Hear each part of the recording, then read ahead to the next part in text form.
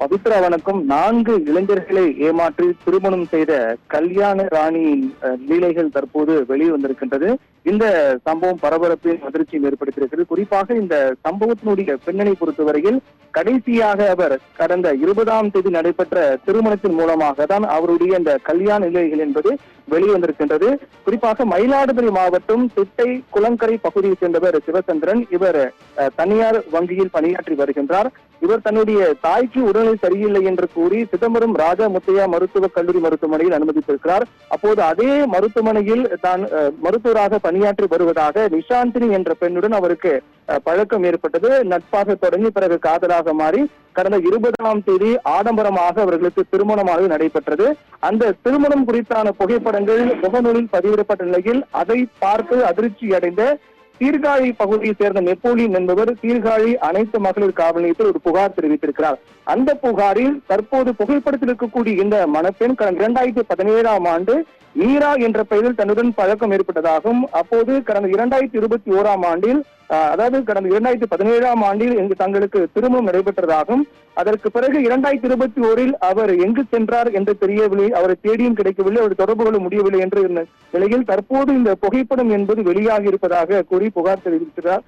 அந்த புகாரின் அடிப்படையில் தான் அனைத்து மகளிர் காவல் நிலைய போலீசார் அவரை கைது செய்திருக்கிறார்கள். அவருடைய கைதின் போதுதான் விசாரணை போது பல திடுக்கிடும் தகவல்கள் வெளியாக இருக்கிறது. உண்மையில் அந்த பெண் என்பவர் கொடியம்பாளையம் கிராமத்தை சேர்ந்த லட்சுமி. அவருடைய உண்மையான பெயர் லட்சுமி.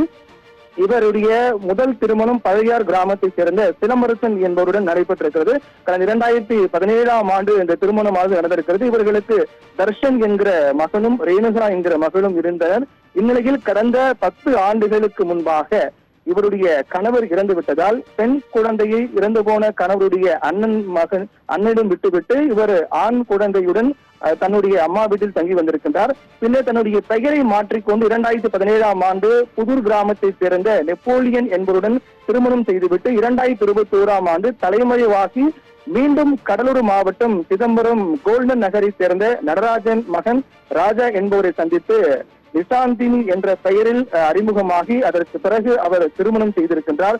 இப்படியாக தொடர்ந்து அவர் 4 ஆண்களை ஏமாற்றி திருமணம் செய்திருப்பது தெரிய வந்தது.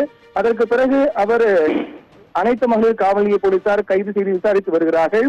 இந்த விசாரணையில் தான் இந்த திடுக்கிடும் தகவலானது வெளிவந்திருக்கிறது. இதுக்கு முன்னதாக கடந்த ஆண்டு கல்யாண ராணி சத்யா என்ற பெண் கிட்டத்தட்ட ஒரு 15க்கு மேற்பட்டவர்கள் பேக்கரி ஓனர் முதல் போலீசார் வரை என 15க்கு மேற்பட்டவர்களை திருமணம் செய்து ஏமாற்றிய சம்பவத்தின் தொடர்ச்சியாக அதே பாணியில் தான் தற்போது லட்சுமி என்ற பெண்ணும் இதுவரையில் கிட்டத்தட்ட 4 ஆண்களை திருமணம் செய்து ஏமாற்றி இருக்கிறார்.